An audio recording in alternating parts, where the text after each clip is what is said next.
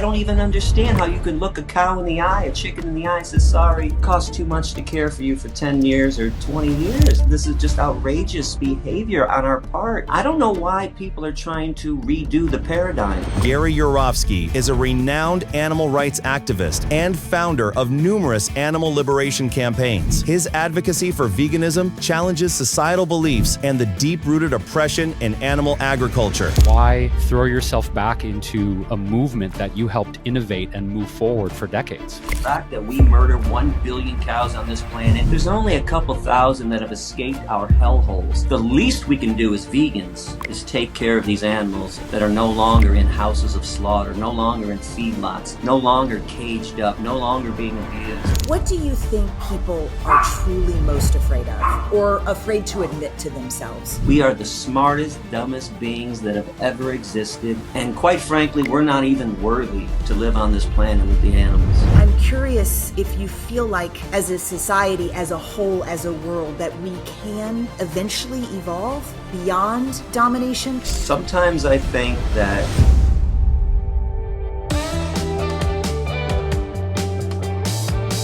What would it take for you to risk your freedom for your beliefs? Today's guest has done exactly that for decades. Gary Yourofsky is one of the most uncompromising, influential, and powerful voices in the fight for animal liberation. He's an activist, he's an educator, a former national lecturer whose speeches, especially the viral video, the best speech you will ever hear, have inspired tens of millions of people that we know of, could be hundreds of millions, to confront the ethical crisis of animal exploitation, what it's doing to humanity, animal species, and the earth. He's got a background in journalism and a deep sense of moral urgency. Gary has never shied away from speaking the uncomfortable truths or challenging the status quo. His fierce commitment to justice has even landed him behind bars and got him banned from multiple countries, which we're going to ask if that's still upheld.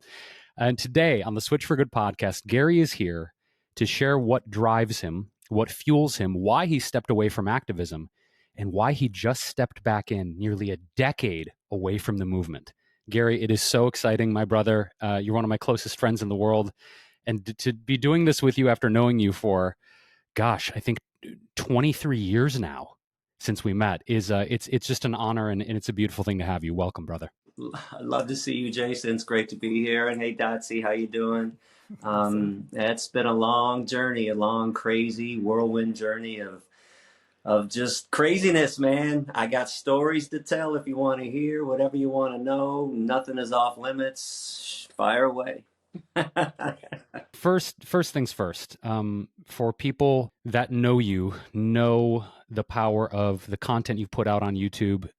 Many people have seen you not only across the United States lecturing at different colleges and universities, but for those that have never heard of you, the reason that this moment is so powerful and so such a landmark moment is because you're stepping back into the ring. You have just stepped back into the ring this year after being out. And I want to get this date right.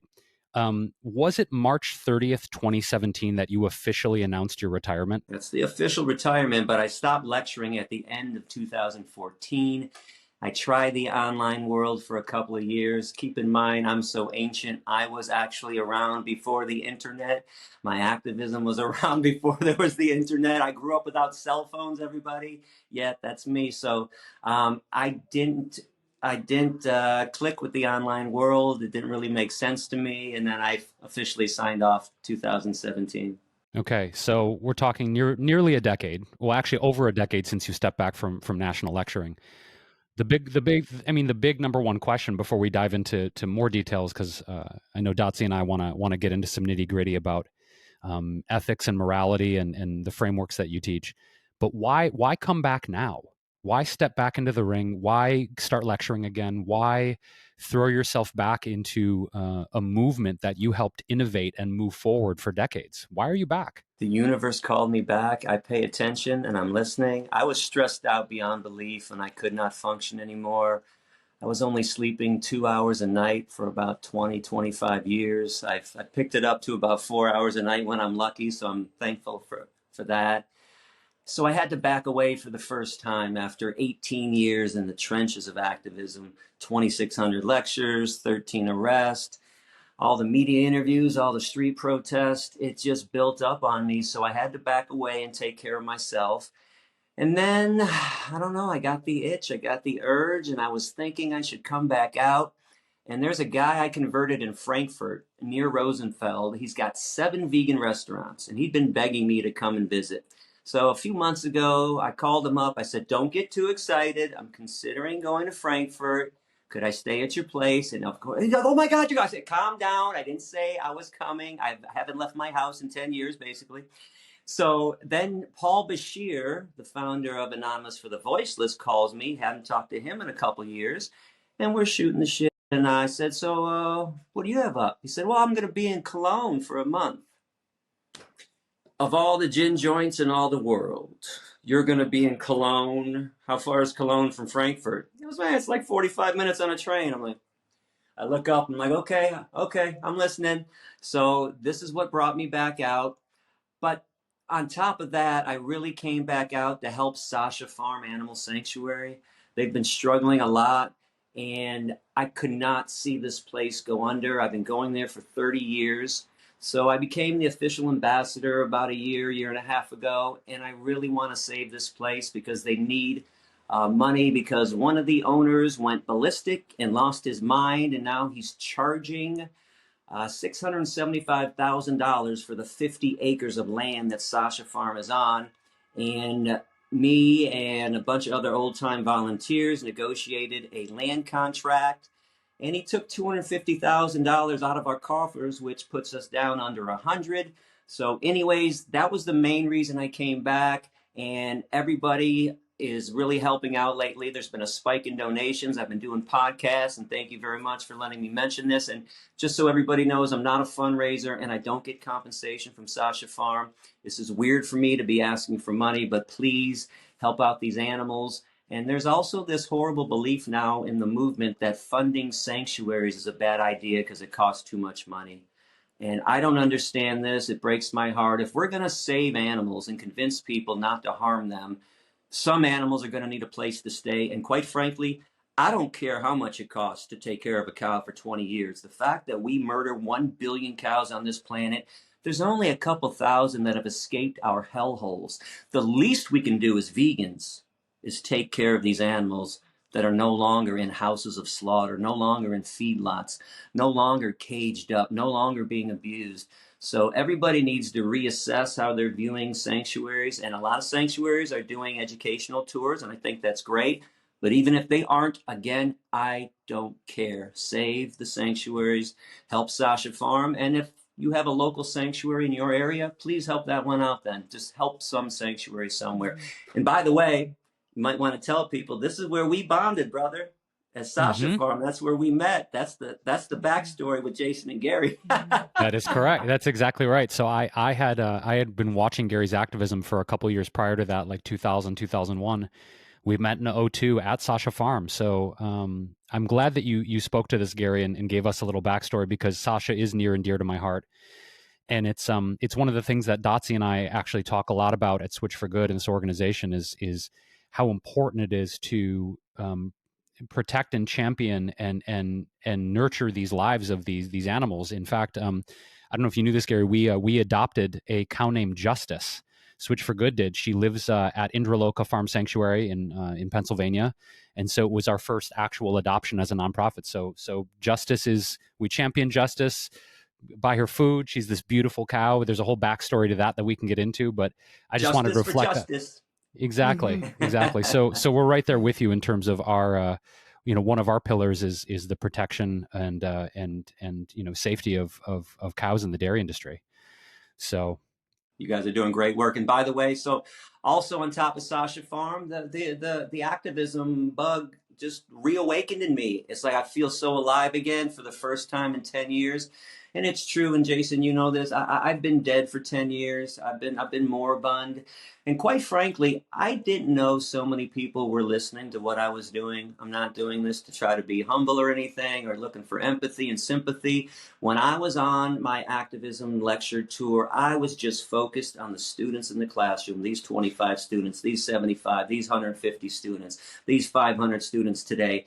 And that's all I cared about. I never knew people were paying attention. And wow, I just can't believe how many people were paying attention and how many people are following the lead that I set, the example, the template that I laid down. I mean, Anonymous for the Voiceless.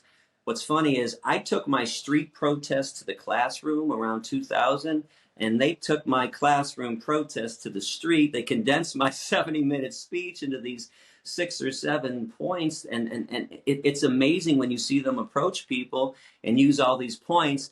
And the funny thing is, I really feel out of place here. And today, Paul says to me, Gary, why don't you follow the protocols? I said, I just can't remember them. He goes, they're your protocols. And, and it made me think of the funny line in Back to School with Rodney Dangerfield when he hired Kurt Vonnegut to write his paper on Kurt Vonnegut, and he failed and got an F, and he calls Kurt Vonnegut and he says, and another thing, Kurt Vonnegut, you don't know a damn thing about Kurt Vonnegut. I'm like, I forgot my points. I just kind of, freestyle these days. So, I mean, these activists are fantastic. So this is a crazy journey that I'm on. I'm just following the universe. And it took me to Germany. I definitely want to go back, especially for our listeners that maybe have only been in this movement or even thinking about not eating animals for the last couple of years and don't know some of your history and how you got started. I do want to just stay connected on what you mentioned just a minute ago for our listeners, because I think it's so critical that we cannot take the lens off of the actual lives being the sanctuary lives. And we've moved as you were gone for 10 years, because you're seeing it as you come back, we've moved so much further away from supporting the sanctuary animals. And we're seeing this mostly as a lot of our listeners do know, from the EA movement, right? The effective altruist. And that thought that it's most important that we spend our money on saving the most lives. And those most lives are going to be the smallest lives, right? Because that's what we eat the most of, like chicken and fish. But what we've seen in the last few years is that it's not working. We aren't able to do it. Maybe I'll say because people can't connect with billions of lives, right? They can connect with that animal at the farm sanctuary. They can look them straight in the eyes. We ate more chicken last year than ever in history. So rethinking how we're approaching saving lives, I think, is another aspect of the critical work that sanctuaries are providing for us. So I'm just echoing what you're saying, Gary, how critical it is that we don't move away from supporting them. And even if it's, 5,000 lives a year or something, that each one is an individual, and we have to care about the individual, right? Not just the numbers. We cannot just stay in this numbers game as a movement. Yeah, I don't think there's anything effective about the altruism that they're claiming is effective altruism. And I understand you want to spend your money wisely. In fact, when I started my lecture tour in 2002, there were some pretty wealthy people who were helping me out, and I was urging them to put more into education. I know education is the best form of activism. I ran the gamut of activism. This is why I ended up there. I didn't mean for education to be the only thing that was going on. I just wanted that pie chart that back then when I started, it was like 2% education. I just wanted it to be 75%. And I wanted the other 25% to stay, even things that I'm not really fond of. Everything needs to stay, media interviews, lobbying, all that other civil disobedience, which I don't think is that effective in this day and age, but whatever. But sanctuaries need to stay in this pie chart, not to be eliminated. Everything can't be viewed through the corporate lens that I have to get the best return on my investment. That's not what it's about. And again, if you're going to convince animals, which is what we're doing, or people to save animals, they're going to need a place to stay. I don't even understand how you can look a cow in the eye, a chicken in the eye, and say, sorry, costs too much to care for you for 10 years or 20 years. That this is just outrageous behavior on our part. And I don't know why people are trying to redo the paradigm. I laid the groundwork for this stuff. Speak the truth. Go out there and talk to people, convert people, stop playing games. There's no need to say I'm an animal advocate instead of I'm a vegan liberationist. There's no need to say plant-based when you mean vegan. I got news for you. The people that don't like us, they don't care how we sound. They don't care if you say plant-based. They don't care if you're an advocate. Our enemies think that HSUS, Humane Society of the U.S., and the ALF are one and the same, for crying out loud. All they hear is, oh, you care about animals? You're a lunatic. So don't play games. And what the professors loved about me the most, they always told me, we have never met anybody so open and honest and willing to talk about what they believe in. We never met somebody who wasn't a politician, and we never met a real activist. We only read about activists. Wow, you're a real activist. Please come to my class and tell us more. And the truth always works. Even if the truth gets you in trouble, Lord knows the truth that I have spoken has gotten me in trouble, brought me a lot of enemies, but the truth is the truth, and it's how I feel. So for the people that also aren't too, fond of me for whatever reason, why do I have to have your opinions? They're my opinions. I don't even understand. I'm supposed to have your opinions? This is how I feel when I'm asked a question, and nothing is off limits, like I told you guys today. And I told all the professors, you can ask me whatever you want. I will give you an honest answer. But for all the activists out there, just speak the truth. Talk about what's going on. It's slavery. It's rape. The cows on the dairy farm, they're raped. Their babies are stolen. And by the way, the more I think about all the horrible things that we've been doing to animals, the top of my list now is baby stealing. So that would be what goes on in the dairy industry. Because if you think about this, a black woman, a white woman, Hispanic woman, Asian woman, any human woman on this planet, when they're pregnant, we all agree that that baby belongs to that woman and that woman's partner. But all of a sudden, a cow, pig, chicken, or turkey has a baby, and it belongs to the meat eater or the meat industry. This is the most obscene thing that we could ever do to another creature. We steal their babies. The slaughterhouse stuff to me is now like the 5th or 6th worst thing that we do to them.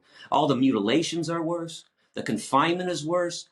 There's so many horrible things that go on before they even reach the slaughterhouse. But speaking of the slaughterhouse, I'll say one more thing that I've been using on the streets with people, and it turned a very influential woman from Iran the other day vegan. I said, how come if you took the cows and the pigs and the chickens out of the slaughterhouse and put humans in, all of a sudden it's a tragedy. Everyone's up in arms. But you put the cows and the pigs and the chickens back in, and all of a sudden it's okay? So is the problem the slaughterhouse, or who's getting killed in the slaughterhouse?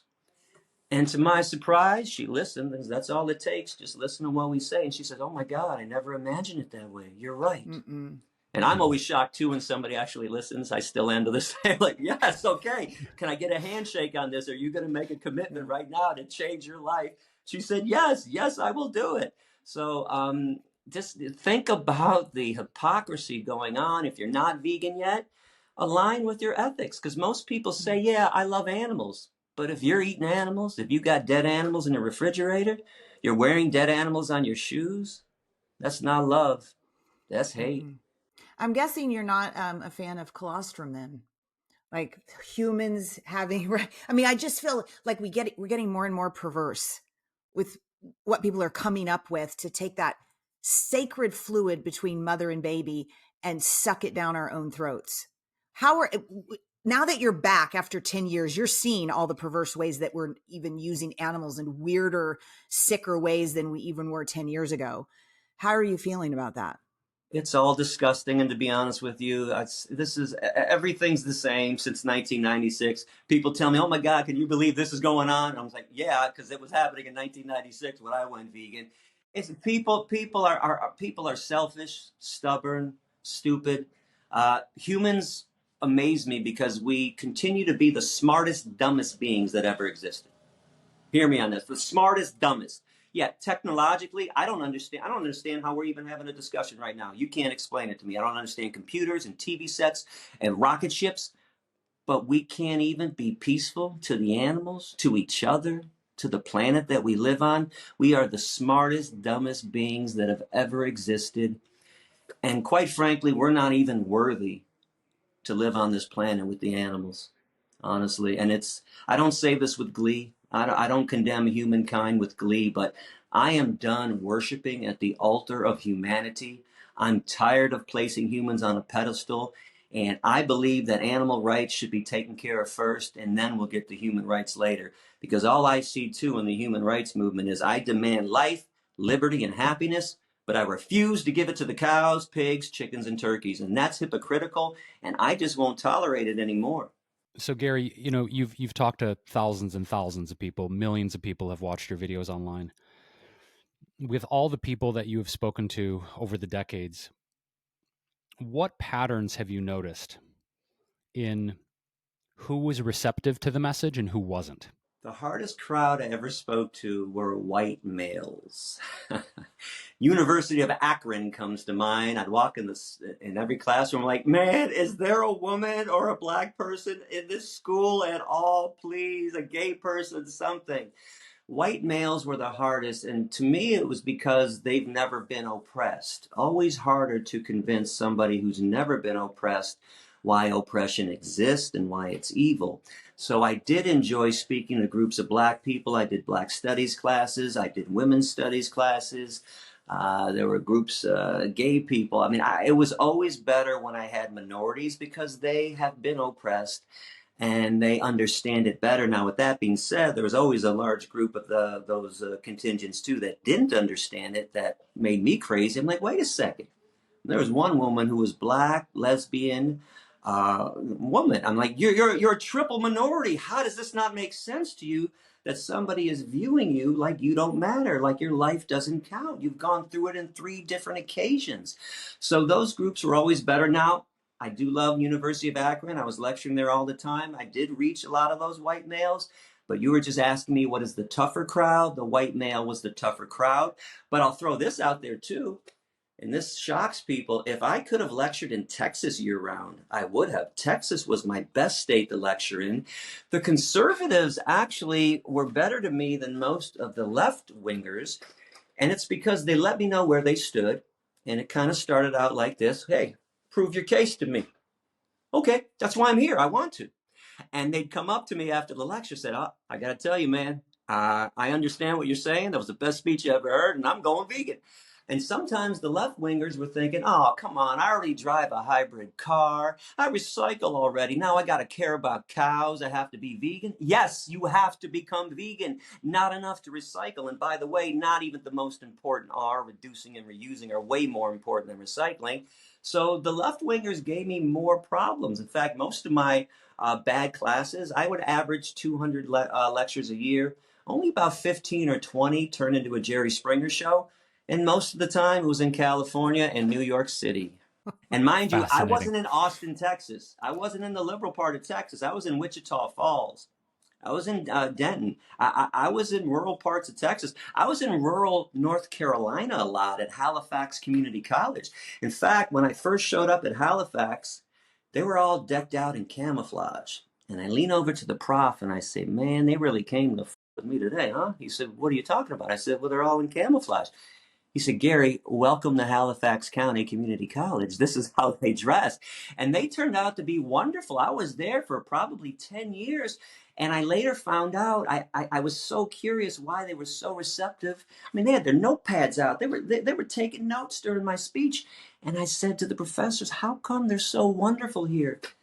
And they all said, they can't believe that you would come here to speak to them, this little college. You could be at Penn State, University of Michigan, you could be at Harvard, and you came to their little school. I love doing small schools. They were the best too, rural schools.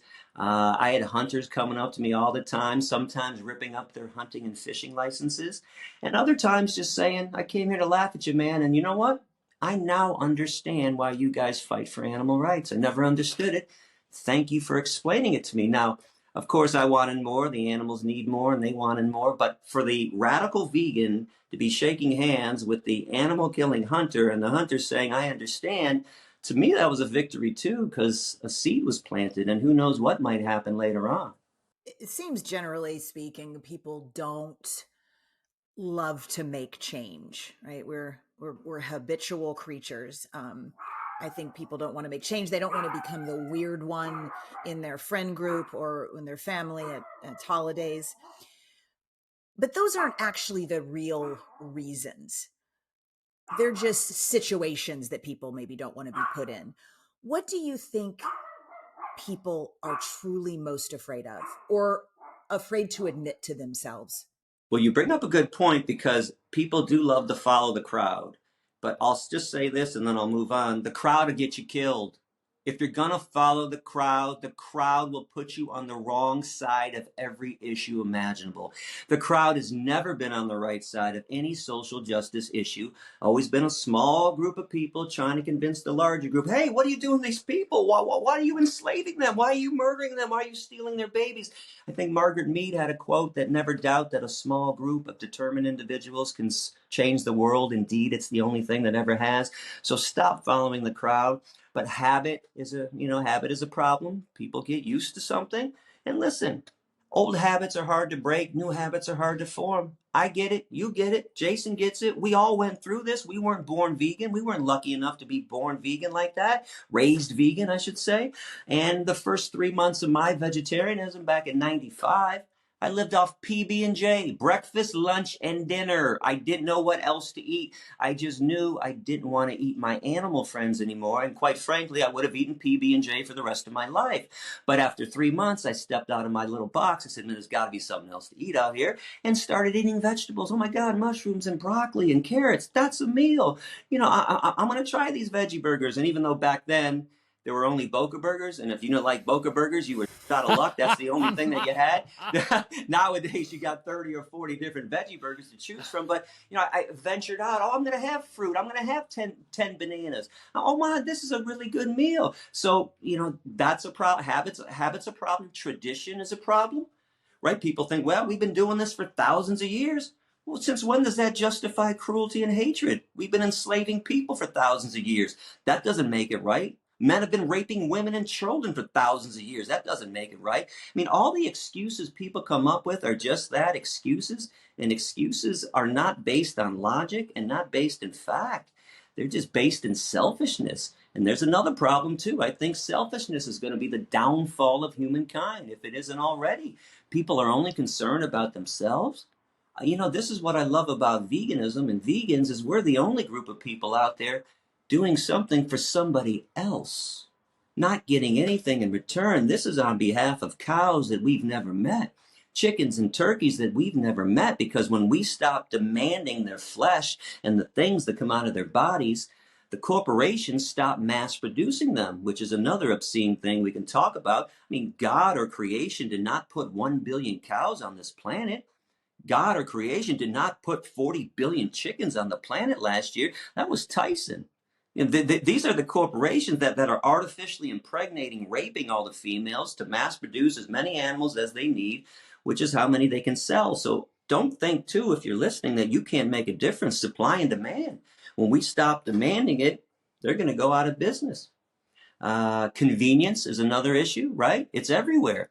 My oldest friend, Darren, to this day, I've known him since I was 8, still refuses to make the change, and I don't understand it. And by the way, I keep him around because he gives me good material. That part in my speech about talking a good game, that's all him. One day I was on the phone, he was saying everything right. I go, man, you don't do shit, but you say everything right. You know what? I'm going to use that in my speech. Keep talking to me. Keep giving me all this good stuff. And he once said, man, if I lived with you, I'd be vegan in a second. I said, you act like I'm a master chef. What do you mean? I boil 4 cups of water and I drop a cup of barley in it. Oh my God, that's so difficult. Well, what do you mean? But there aren't a lot of vegan restaurants, and there are meat, dairy, and egg eating restaurants everywhere we look. So convenience is also a problem too, but none of these are valid excuses. And it's time for people to step out of their comfort zone, do something on behalf of an enslaved being and make a change their life and change somebody else's life too. One follow-up question, Gary. There's some things I want to lean into regarding morality and ethics, but before we get there, one thing that Dotsie and I are currently working with, along with some other amazing activists and thought leaders in the movement, is the counteroffensive against big meat and big dairy. And we've noticed that in the past 5 or 6 years, via massive misinformation campaigns, basically saying all of the processed vegan meats are bad for you, methylcellulose will kill you, real meat is better.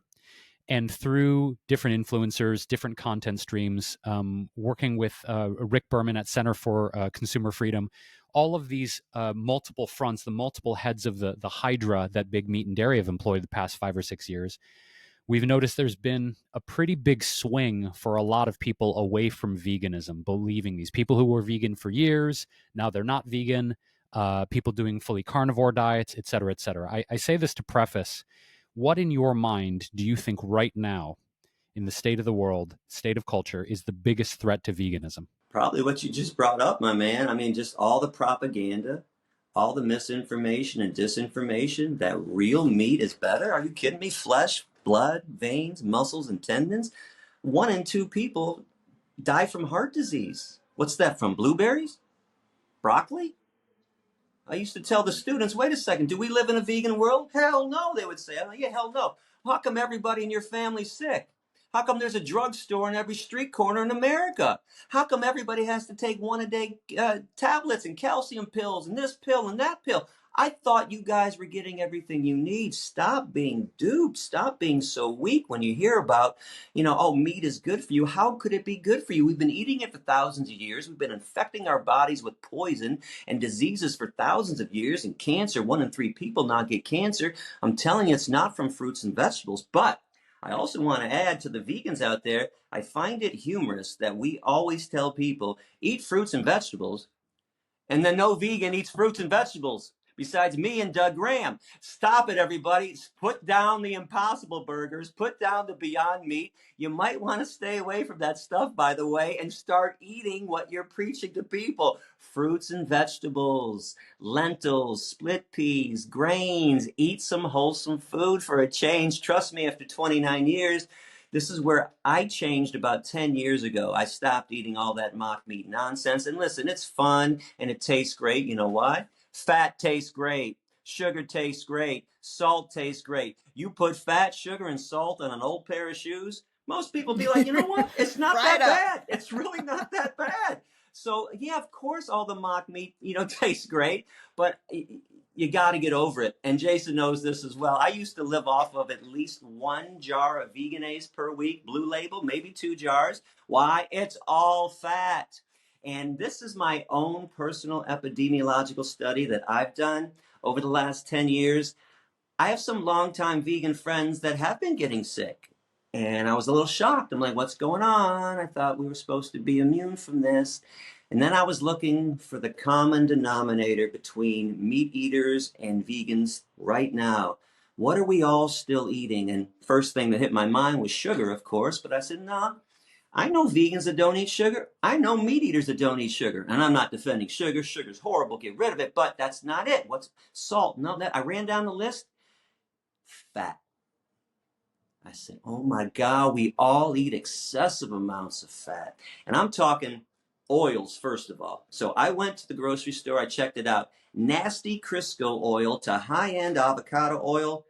They all have 14 grams of fat per tablespoon. Now, tell me one person on this planet that uses 1 tablespoon of oil. They take the jar and they turn it over. There's 80 to 100 grams just to start the meal. If you're a meat eater, you can add another 80 to 100 grams. If you're a mock meat vegan eater, you can add another 80 to 100 grams. I discovered that most people are eating 300, 400 grams of fat per day.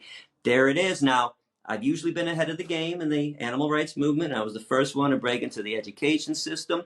Everybody told me, no, I could never do it. I did it, did a lot of things people said that couldn't be done. Mark my words, in 15 to 20 years, the medical community will come out and condemn fat as the main cause. And just remember, Gary was on my show and he was talking about that 2025. I'm telling you, reduce your fat. Now, I really reduce it. I know, Jason, we've had some disagreements on how much it should be reduced, and that's okay. But whatever it is, it needs to be reduced. It can't be the amount that people are eating. Personally, I don't think it should be more than 20 grams per day. I'm at about 6 grams per day, which is basically the hemp protein that I'm putting in my smoothies. I don't like it at all. I feel best without any fat in my diet. That's why my breakfasts for the last 10 years have been 1 cup of barley with a half a cup of green lentils or a can of beans. Lunch is 10 to 12 pieces of fruit, and dinner is about 5 different vegetables. Broccoli, mushrooms, carrots, asparagus, and green beans. And lately, the last couple of years, I've lucked out. There's a company called Big Mountain, and they're now making a tofu made from fava beans, no soy, no fat, 64 grams of protein. So I've been loving this for the last couple of years. I'm a little upset I can't find it in Germany right now, but reduce the fat for sure, and everyone's going to feel a lot better later on. Enjoy the mock meats when you start out. It makes the transition easier, but you got to get back to the whole foods. It's really going to feel better. Okay, I'm going to leave we're stuffing in our face for a moment. And I've been thinking about this, knowing that you were coming on the show, and you talk in so many of your speeches about domination and what that is and what it means. And I'm curious if you feel like there are some human beings, and I'm going to say the ones I'm thinking of are white men because they've never been oppressed, as you pointed out earlier, who seem fundamentally incapable of evolving past dominating something. And sometimes it's not necessarily, there's some vegan dominating males who are that way with their female in their house. But I'm curious if you feel like as a society, as a whole, as a world, that we can eventually evolve beyond domination, because obviously that's all we're doing to the food animals is entirely domination, right? They have no choice whatsoever in anything that happens to them from birth to death. Sometimes I think that some people possess a compassion gene. I don't have proof for this, and some people don't, which is why some people are so unreachable. I wish I had an answer to why some people get it and some people don't. Even though white males might be the worst, there are plenty of other people that just can't open up their minds to understand why domination is evil, why oppression is evil, why exploitation, viewing somebody else as your property, viewing somebody else as property, viewing somebody else as a pair of shoes or a sandwich is evil. It seems so basic, especially when it's been pointed out to you. I don't have much hope for humankind. I don't want to break anybody's heart. Come see me after 29 years of veganism. You might feel the same way. I don't think our species is capable of achieving anything magnanimous when it comes to ethics. Now, with that being said, I do see a way out for the cows, pigs, chickens, and turkeys. And it's probably the cell meat industry, which is their only hope. Now, I would want everybody to stop dominating and murdering and stealing babies of the animals out of an ethical concern, because conscience tells you that it's the right thing to do. I don't have much faith in that happening. But once the meat, dairy, and egg industries start realizing how much money they're going to save with the cell meat industry, and let's face it, the biggest business since the beginning of time is animal slavery. People think, oh, it's oil, it's cars, it's gasoline. It doesn't even come close to the animal slave trade. Since the beginning of time, this is where it's at. So let's take a quick look at the let's take a look at the meat industry, how much money that they're wasting. So first of all, you got to pay a farmer to have a field, got to pay for the field, you got to grow these crops. You got to pay the farmer to get a John Deere tractor to cut down all these crops, got to bag up all these crops, put them on a truck, got to pay for the truck, got to pay for the gasoline on the truck, got to pay for the truck driver to transport all that stuff to the places where the animals are enslaved and housed. Now you got to feed all these animals, and when you're done feeding all these animals over and over again, you got to take these animals, pay people to put those animals on a truck, pay for the slaughterhouse truck again, pay for the gasoline on the truck, pay for the truck driver, take the animals to the slaughterhouse. You got to pay to build a slaughterhouse. You got to pay the workers at the slaughterhouse to cut these animals up into pieces. Then you got to... Not much, though. Then you got to Not cut all these much, and animals that's up. Yeah, you have to cut all these animals up. You have to package them up, and then you got to get them on the truck and send them to the grocery store and the restaurants. But when they realize it's going to be one big building, you're going to take a biopsy from one animal, and a biopsy is okay. I'll be the first person to do it if this means billions and trillions of animals won't be killed. As long as we're doing things to them that we will do to ourselves, I really don't mind. And we've all been to the doctor, had a biopsy. It's not, I mean, maybe a little prick, but it's not horribly painful. It's not going to mutilate anybody. So you take a biopsy, you grow these cells, you start growing flesh, growing meat from a clothesline, no brain, no central nervous system, no head. So you grow it in one room, you take it to the next room, you cut it up, wrap it up, boom, on the truck. I can't believe the meat, dairy, and egg industry people haven't figured this out yet. That they're so stubborn and they're so full of hatred towards veganism, towards justice for animals, that they're going to be blind so far and push back and come up with lies like meat is healthier than all the mock meats. And by the way, at worst, it's not healthier. It's the same crappy food. That's all it is. Meat is crappy and mock meat is crappy too. I don't know why people would fall for these lies that eating meat is good for you, that flesh and blood and veins. And since when did things that come out of a hen's ass become food anyways? I don't even understand this obsession. Everybody has a bird ass fetish, right? On Thanksgiving, we got to shove bread into a turkey's ass. We got to eat things that come out of a hen's ass. What the hell is wrong with everybody? Squeeze cow nipples? This is the parts of my speech, by the way, that I would get the crowd laughing. I'm just kind of going off on tangents here. People don't realize, but there were two people that I admire the most that I patterned my style after, and it's Malcolm X and George Carlin. So what you got during my speech was a militant comedy roast. So I pushed people to the limit with all the, with all the oppression stuff, all the domination stuff, and then I cracked the joke. So you guys are engaging in bestiality, and then because there's truth and sarcasm. So, anyways, once the meat, dairy, and egg industry figures out that cell meat is going to save them billions and billions of dollars, I think the animals will have a chance there. Now, that doesn't save all the animals in vivisection, at the circuses, at the rodeos, in the fur industry, in the leather industry. There are a lot of other animals, billions, that are going to be exploited. But let's face it, 98% of animals who are being abused and killed on this planet, abused and killed by the meat, dairy, and egg industries. This is where the massive amount of abuse is taking place. So that is the one hope that I have. Other than that, I don't have hope in our species ever attaining a higher level of consciousness. I don't.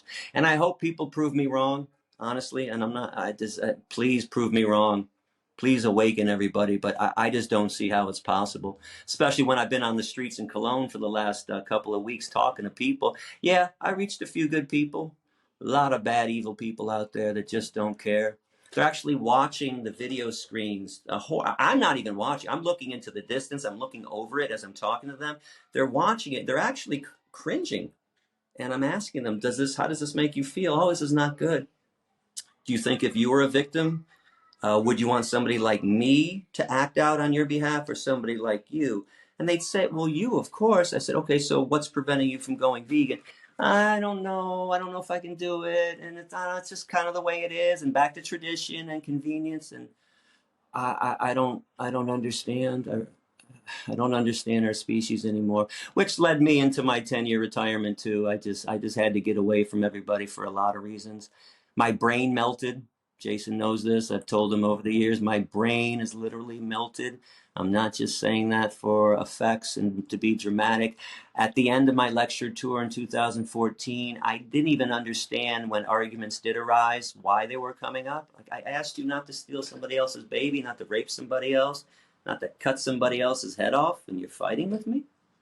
The good news, I don't want it to seem like my lectures weren't working. They were. I was averaging 200 talks a year, only about 15 or 20 turned crazy. But those 15 to 20 crazy talks built up on me every year. It was too much to deal with, and it was getting crazy near the end too, where there was confrontations happening. Because I'll do anything for the animals. I will fight on their behalf. I'll go to jail for them. I'll give my life for them. I made a promise to several animals back in the 90s that I would give my life for them. And even though we're talking here right now, and I'm here. I died inside a long time ago. I died inside a long time ago, and it's thanks to our species that killed me. I did have hope when I started, and now I ended. Even though I'm back right now, there's still not much hope, but I'm going to do what I can. I'm hoping to enlighten some future activists and get people on the right path to, again, speak the truth, speak loudly, speak for the animals like you would want to be spoken for in their position. Stop coming up with gimmicks. Gimmicks don't work.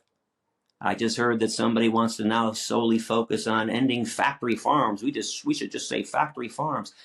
If you go and look at my speeches, do you know I intentionally never use the phrase factory farms? All that did was make the job harder. Then I got to come back and tell you why cage free and free range and buying local is bad too.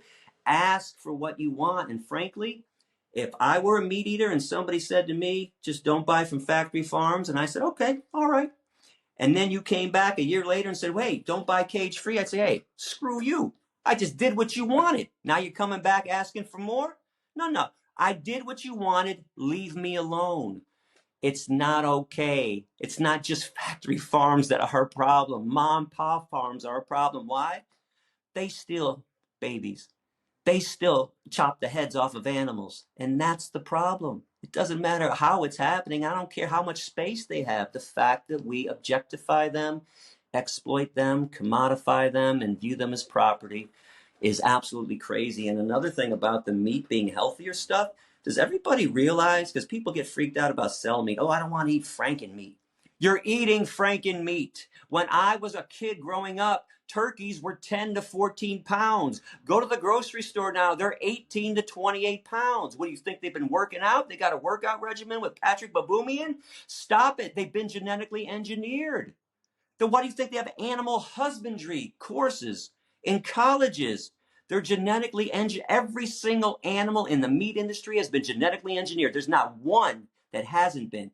People are eating Franken meat and then complaining about cell meat being Franken meat or vegan meat being Franken meat. What in the world? Okay, brain melt, help me, please. I don't understand the cycle of idiocy that just keeps going round and round.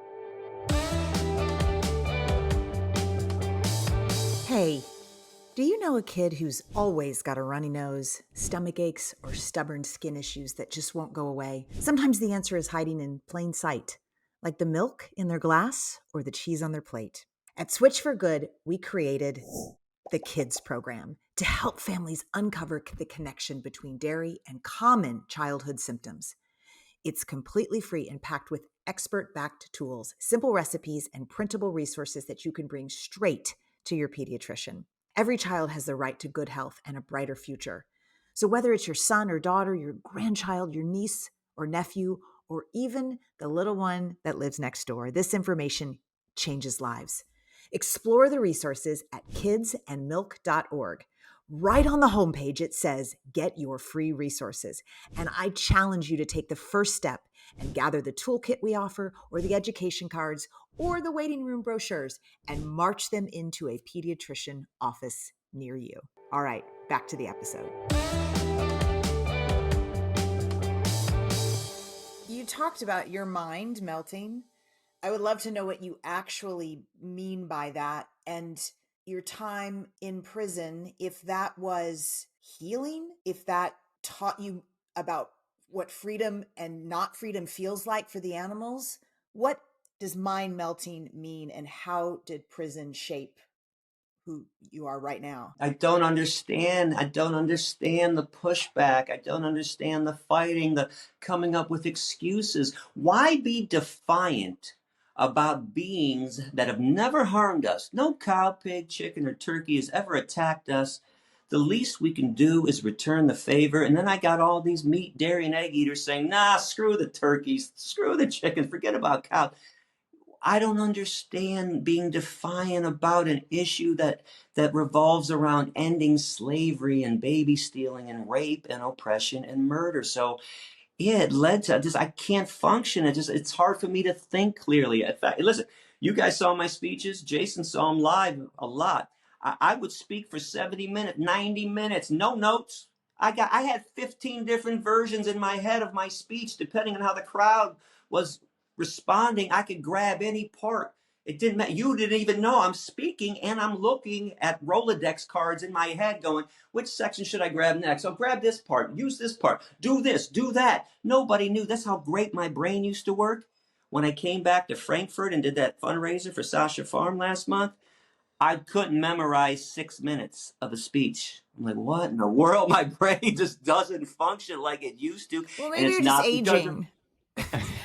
It's not because of veganism. It's because people have driven me crazy. They've driven me crazy. And it's hard for me to deal with. Now, you asked about prison.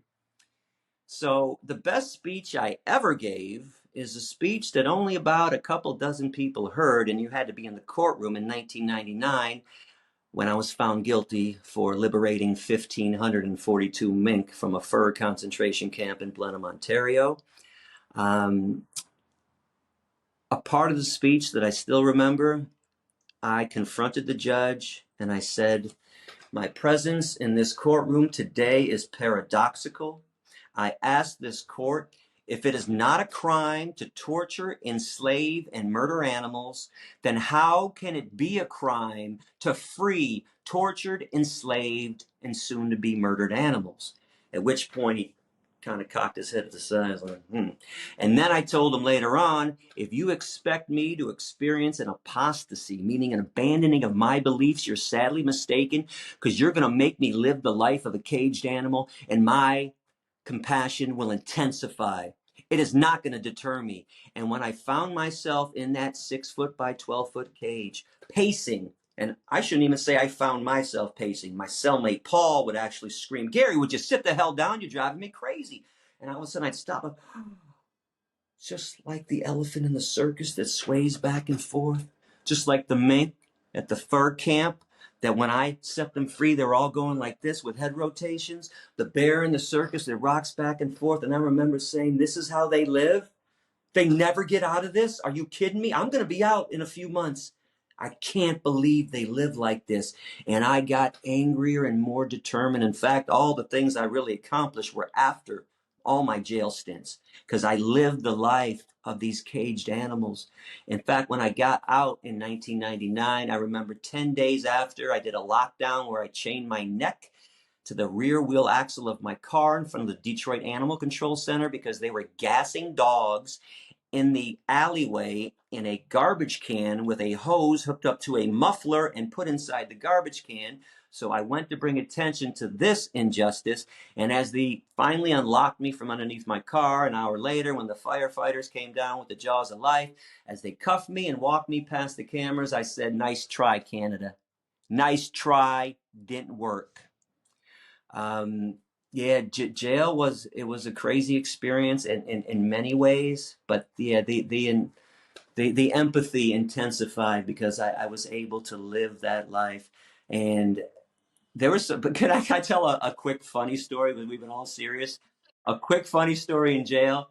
So I'm sitting down after we got let out of our cells one morning, and I'm talking to my friend Lana. Jason knows Lana. And I'm sitting on the ground, feet are out, and I'm just talking to Lana, and all of a sudden a spider runs over my leg. Now, I have a spider phobia, and I've been trying to get over it for so many years. I'm kind of close. I leave them in the house, and I'm like, hey, you don't belong here, but you can stay. Just don't crawl on me. Don't let me catch you. Stay in the corner. You can stay. If you're moving around, I'm going to catch you and take you out. I don't kill spiders, and please, people, don't kill them. Get a cup them and take them outside. Anyways, my first reaction back then was to scream. And I screamed, ah! Now, I'm in jail. I'm with some bad people. I'm in a max detention center. I'm with people that have stabbed people. I'm with people who have committed acts of violence. So the so-called alpha male who I hated, Jody, looks over. He goes, hey, what are you screaming at, Gary? Oh, nothing. Something startled me. And I'm just hoping, please don't look down and see that spider. He looks down. He goes, oh, are you afraid of spiders? Now, I hated Jody for many reasons. One, he was one of the few people that didn't listen to me talk about veganism, and most of the prisoners did. He had a swastika tattooed on his forearm. So I hated it for several reasons. Now, guys hate to be intimidated. So I was a great intimidator. secret scoop. I've never been in a fight, but I can intimidate the fuck out of anybody.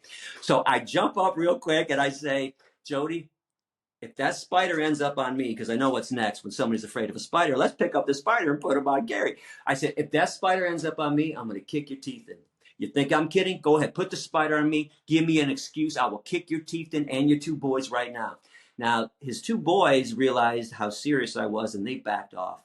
And then Jody was still looking at me like he was going to get the spider. I said, Jody, do you see me around here normally smiling and laughing, being jovial? I'm put that spider on me, I'm going to kick your teeth in.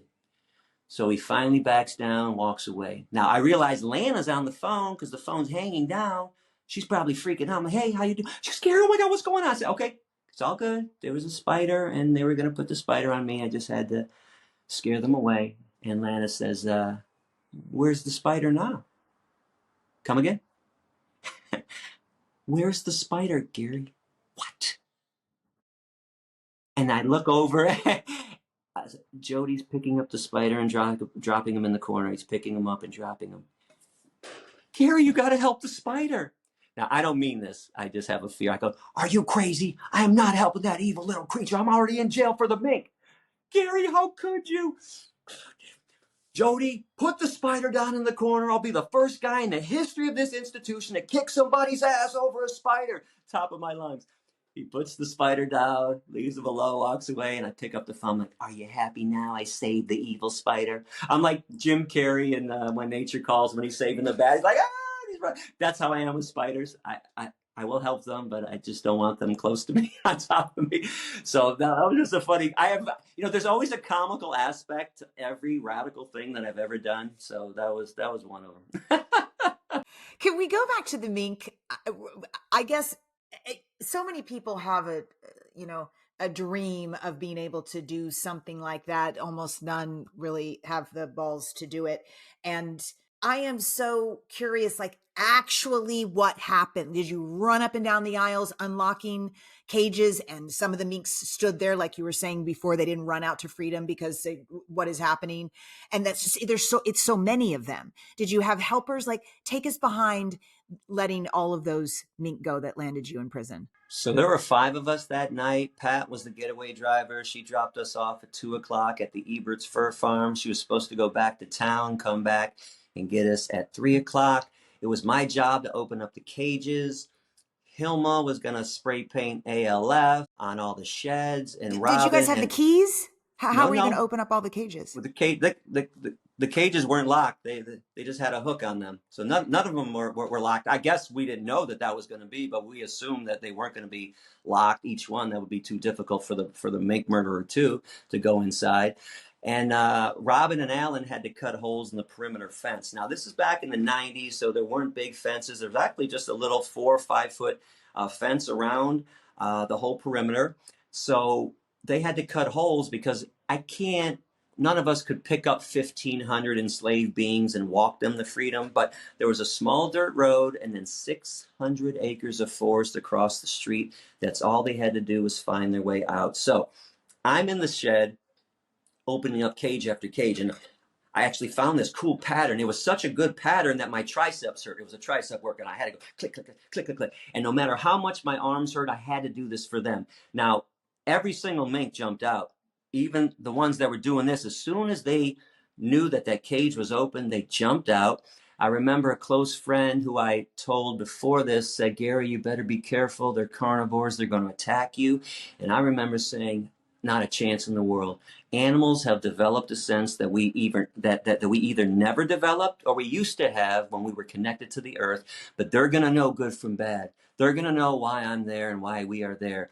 Now, I had one incident where I opened up the cage and a mink dove out and landed on my chest, on her hind legs. I remember leaning back like this, and I looked up and she was checking me out. She was turning her head. You know, animals do that. And then she jumped off, and I remember going, I knew it.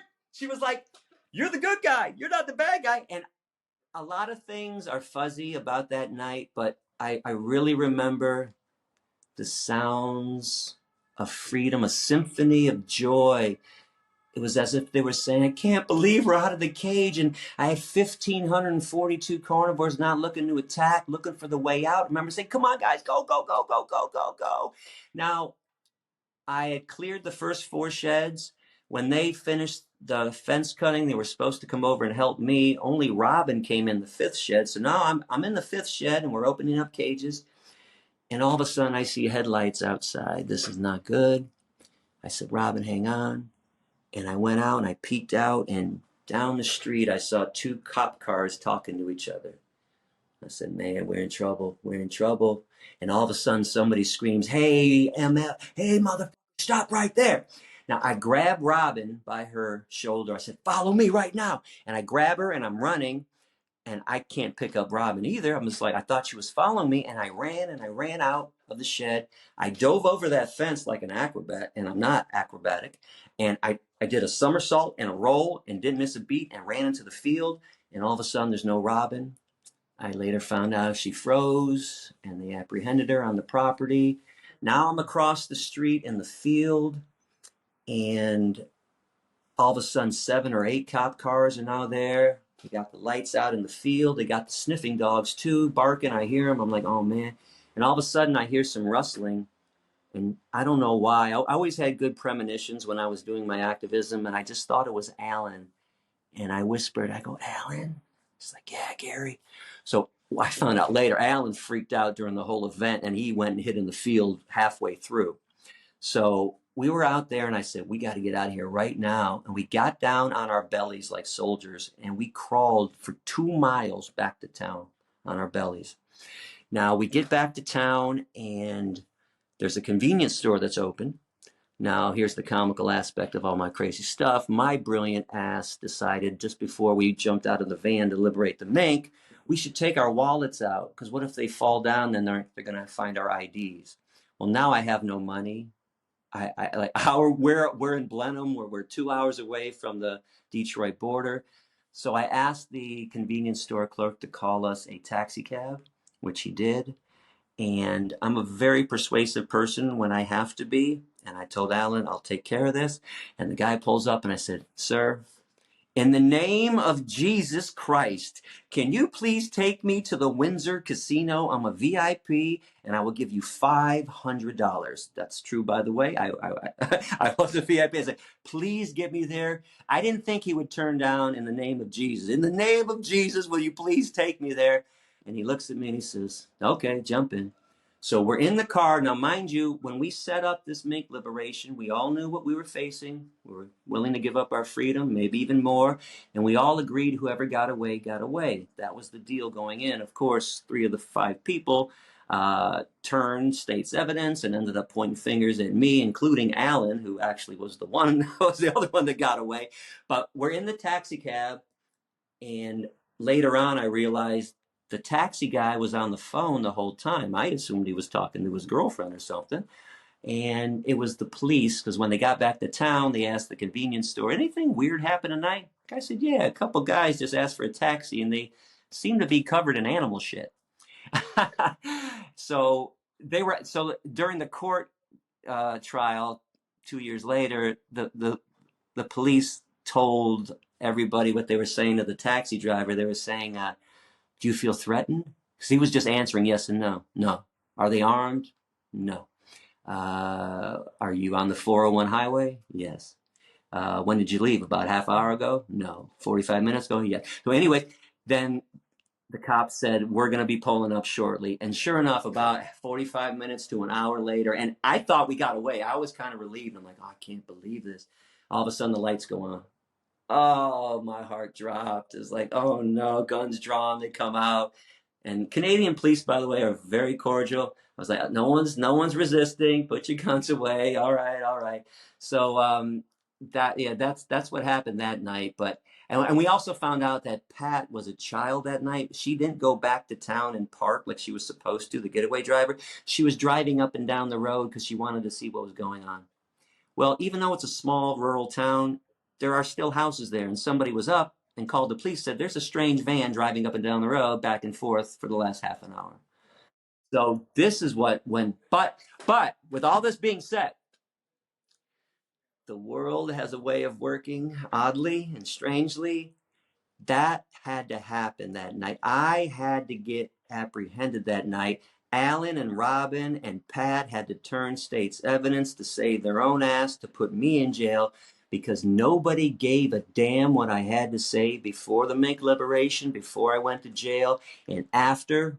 Everybody wanted to hear what I had to say. The media called me up. Teachers called me up. Professors called me up. In fact, Canton High School was the first school to invite me in for a lecture. They said, Gary, we have Political Action Day next month. We want to know why you went to jail for the Mink. Will you come speak to 800 students? So I didn't have anything prepared. It was extemporaneous. To be honest, I thought I was going to hear F you, get a life. That's all I ever heard on the street.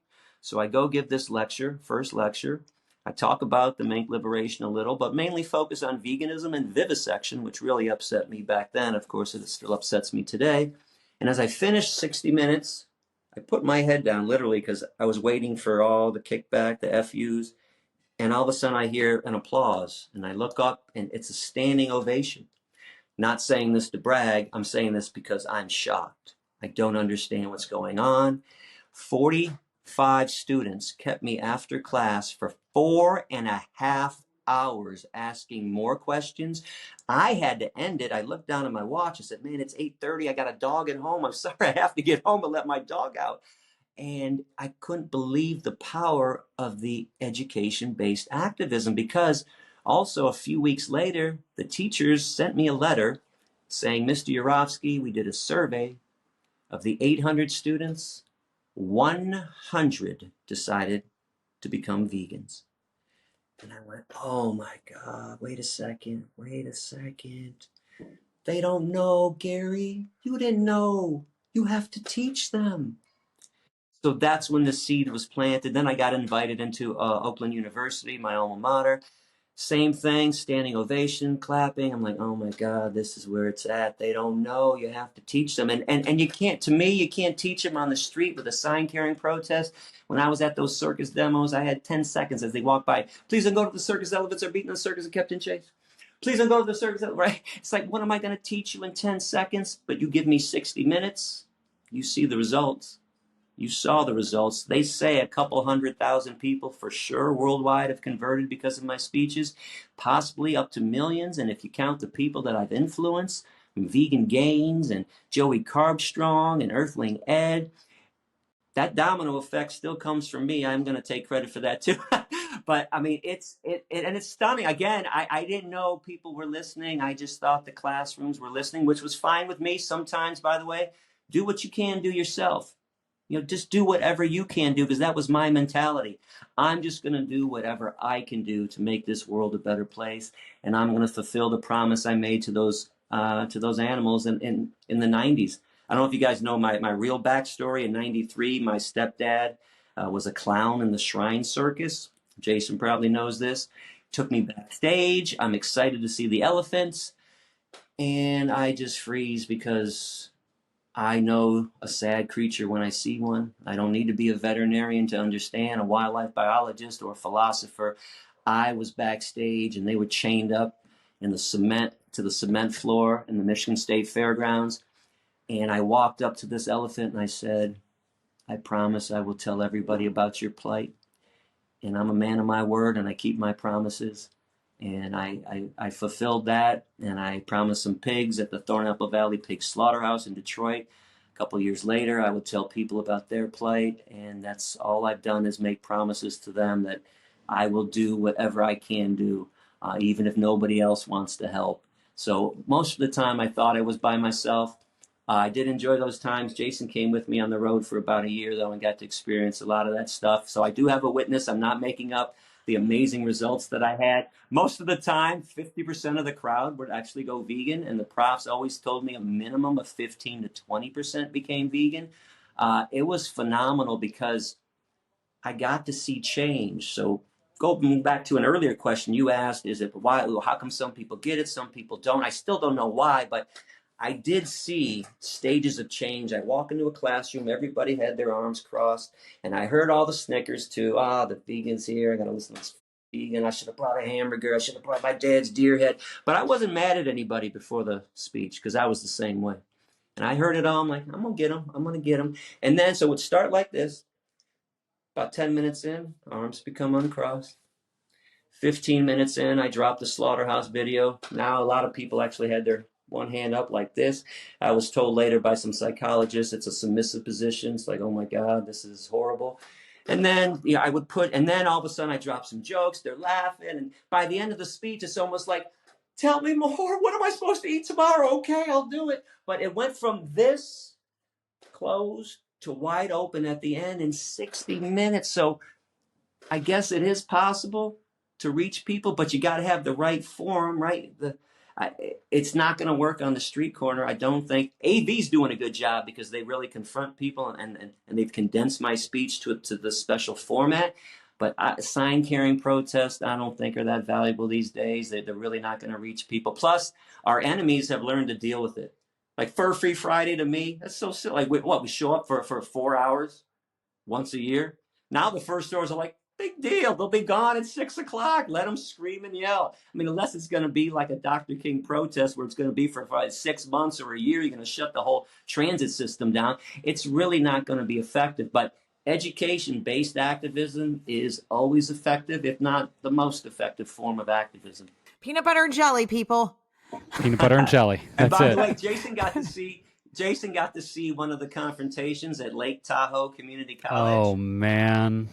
So my confrontations were legendary. Again, these were few and far in between. The ratio was 180 wins and 20 losses every year. Not a bad ratio for the toughest social justice movement that exists. I have to teach people to be nice to chickens in 60 minutes. It's amazing I didn't have 200 Jerry Springer shows, but I told stories about these crazy confrontations and no one got to see them. And Jason always wanted to. I didn't want them. For the record, it's like, no, don't ruin my day. But one day, this woman at Lake Tahoe Community College, she starts, when the slaughterhouse video turns on, she's sitting up front. She actually says, bacon. And I was a little confused and perturbed because I usually spotted all the troublemakers. I had a premonition. Every time I walked into a room, I had a gift. I'm like, good, bad, on the fence, good, bad. And I was 99% right. And as the speech went on, I stopped focusing on the bad people, start focusing on the good people that were listening. I didn't peg her as a bad person. I was shocked she said this. I'm standing on the side of the room looking at her, and then she gets up and walks out. Now, I used to get upset when people walked out. I would actually go grab them at the door, say, no, you don't get to leave. You're taking part in this. You have to watch this. But over the years, I said, you know what? Screw them. They bring bad energy. Everyone else is listening. Let them go. So I let her go. I forgot she left. She comes back about 20 minutes later with a plate and a steak. Now, I was lecturing at Lake Tahoe Community College for years. I've been to the cafeteria. They don't have plates. It's a paper plate place. So in my mind, I said, she set this up. She never even gave me a chance. When she left the house this morning, she brought a steak and a plate. Now get this, she didn't even have the courage to come back up to the front of the room where she was sitting. She sits back in the back corner by Rexanne, the professor. And to make sure that I heard, she took the knife and the fork and she was to the plate and then. Now Jason's in the other corner, excited because he's like, oh my God, I get to see what's Gary gonna do. And I'm looking at him. I glance. I'm like, you mother! I don't want this. No. So I went and I grabbed her book bag, which was still up front, and her coat, and I walked to the back of the room, and I said, child, you have 30 seconds to leave this room, child, before I pick you up and remove you physically. Do you understand what I'm saying, child? And she says, you can't tell me what to do and kick me out. You're not the professor. And I looked at Rexanne. I said, Rexanne, when I step in this classroom, I am the professor. This is my room. She shook her head in agreement. I said, child, you have 30 seconds to leave this room. I will physically pick you up and remove you. And then as she went to leave, I said, hang on a second, though. I am curious about something. If I was speaking about civil rights for blacks, would you have worn a white hood today? If I was talking about the Jewish Holocaust, would you have come in this room with a swastika flag? Grow up, child. Grow up. And she leaves. Now, you got to understand these scenes are tense, but I'm a chameleon. I can go from one end of the spectrum to the other, and it always freak people out, from the people in the class to the judges to the police officers that mess with me over the years. So I go back to the front of the room, and I have to explain to everybody what happened. And I think I jumped up on the table. It was a big table. I sat in a lotus yoga position, and I said, "This is why I am embarrassed to be a human being, because of people like that. She never even gave me a chance. She came in this classroom with a closed mind. I don't even understand." And everyone in the room was, oh. And then I jump off the table and I said, as I was saying, animal protein is too acidic for the human body. And if you bring it in, it's going to leach calcium. I just go right back to the speech wherever I was. And at the end of the class, now this was an odd one because every other troublemaker was the troublemaker. And the profs always told me, they always thanked me. "Gary, thanks for screaming at that one student. He always gives me a hard time. I can't say anything. I'm the professor. Thank you for going off on him." But this time the professor said, "I'm shocked, Gary. That's my best student. That's my straight A student. She wants to be a doctor." And I said, "Oh, well, that explains a lot. You mean the doctor doesn't understand proper health and wants people to eat meat, cheese, milk, and eggs? Because if you're trying to get good information about nutrition and health, don't go to a doctor. You go to a doctor when you need a quadruple bypass. You need your arm put back together because it broke. Somebody ear came off during a car accident. You need your ear put back on. Yeah, doctors in America are great for that. But you want to prevent atherosclerosis, you want to prevent a disease, don't talk to American doctors at all." But Jason can vouch for that crazy scene. Yeah, and I hope that, Gary, on this new leg of your reinvigorated activism, you're not going to be on the receiving end of that, because Lord knows you've been on the receiving end of enough of it. But as we get toward the end of this episode, I'm curious, do you feel being back out on the road right now is reinvigorating you to continue? Do you have, I know you're in Germany, you're thinking about going to other countries in Europe. You and I've talked about this on WhatsApp. Do you have a vision for where you want to take this next phase now that you're back, or are you literally just in the moment, super present, watching it unfold? I gotta tell you, I have no idea what's going on next. I'm here in Germany until the end of the month. Now I'm going to Amsterdam with AV for a week because they're doing demos there. August 11th, I don't know, wherever the universe takes me. I do want to say this. I don't see myself back in classrooms. I don't see myself giving lectures. That's not what I want to do. I'm really enjoying all the podcasts. I have one set up every single day through August 11th, and I've been doing them for weeks. I'm really enjoying telling war stories and trying to help activists and guide them. I'm enjoying trying to help Sasha Farm raise funds and save funds. I have some business ideas that I really wanted to do too, because now I never made money off my name, image, or likeness. That was never my goal. And nowadays, as I'm getting older, as Sasha Farm is struggling, I'm like, oh God, I wish I made some money so I could help Sasha Farm and take care of myself later on, although I still have a wonderful donor who still takes care of me. God bless him. I have an idea for a product that I want to do. It's called Gary Tofu. I want a tofu brand and call it Gary Tofu.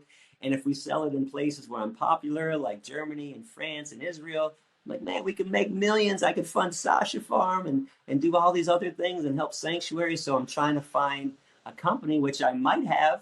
I don't want to give anything away. They're actually working with me right now. So that was part of my journey too. The other part was trying to find a vegan goddess, which I might have met too. So who knows what's going to happen, where I'm going to end up. I don't know. I'm in the moment. I really am, for the first time in my life, just going with the flow. I might end up back in Michigan sitting on the couch again. I don't know. I really don't want to. Jason will be shocked to hear that. I really don't want to end up back in the couch. Since I've been here, I haven't even turned the TV set on since I've been in Cologne. I could care less about it. And I haven't gotten high yet either. I like to smoke weed. That was one of my ways to decompress over the years. So I've been straight edge. I had no TV set. I'm not even watching sports or anything. I'm really enjoying going to the AV demos after my podcast, or like today, I went there earlier today. I came here to do your show. I wish I knew, but I'm letting the universe guide me. I really am. And we'll find out. I don't know. I don't know. I'm excited too. I have no idea. Love it. Please tell me if you know. I don't know what's next, man. This is crazy. It's really a crazy thing that's going on. It's awesome, Gary. Dotsie, any final thoughts? Yeah, that's the way to flow, my friend. We're supporting you and behind you all the way. This has been so illuminating, I'm sure, for many. There doesn't have to be a time limit if you guys want to go on, but it's completely up to you. Yeah, we try and keep things around 90 minutes for our audience. 60 That's to good 90 for me. minutes I in that start to sweet fade spot. after 90 minutes anyway, so that's good. We got you. Yeah, we got we you. do too. Yesterday I did a 4-hour podcast, and Joey Carbstrong came to town last week, another 4-hour podcast. And by the way, stay tuned for his, because Joey had me do something that I've always wanted to do, and I mentioned this on your show. He actually surprises me midway, and he goes, Gary, I want you to do something right now. I'm like, okay. He hands me an iPod and iPad, and he says, can you read the Mink liberation speech? I said, oh man, I've always wanted to have it on tape. And I was back in the courtroom. I know this because Joey was crying, and the 2 camera people were crying when I was done. And it was really emotional. In fact, I'm going to text them, I think, right now. You got to send this to me now. I don't want to wait. I want to release this because, again, if everybody thinks the Georgia Tech speech was the best speech ever, you ain't heard nothing yet. And this, and by the way, for the Mink liberation, I actually should have mentioned this. That speech I gave, I was told that morning by my attorney, Steve Rogan, that I was getting 3 years in prison. He said, it's already a done deal. You're getting 3. So he was begging me not to give this speech. He said, you're going to make this worse, Gary. He's going to get ticked off. I said, Steve. And by the way, if anybody thinks I'm radical now, you didn't know what radical Gary was unless you saw me in the 90s. I didn't care if you killed me, if you shot me. I had police pull their weapons on me. It didn't faze me at all. I said, Steve, I'm giving this speech today. And the judge ended up listening and gave me 6 months instead of 3 years. And Steve leans over after and he says, man, I have never seen anybody talk themselves down from a sentence. He really listened. I said, of course he did. And I'm not doing it to be a dick. I have a point to make, and if you just listen, it makes sense.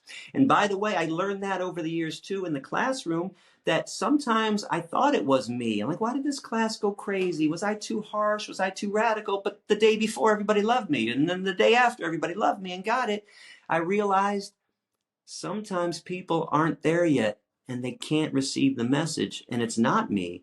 In fact, I had a class at University of Central Florida where some guy raised his hand and said, man, you're arrogant. You're up there telling us what to do. Nobody likes you. Nobody cares what you have to say.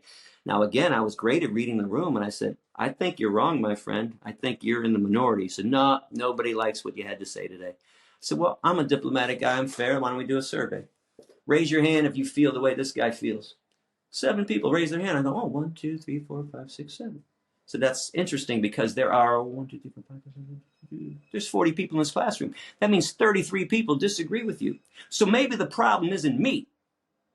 Maybe the problem is you. And you, and you. And I pointed towards each 7 of the students. They came in with preconceived notions about veganism.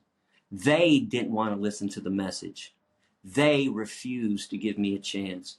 And this is, by the way, the brain melt question too. How about this? Do you realize I used to get emails back to back? The first one would say, you're like the second coming of Jesus. Man, you're like Gandhi. You're the Dr. Martin Luther King of the animal rights movement. My God, you changed my life.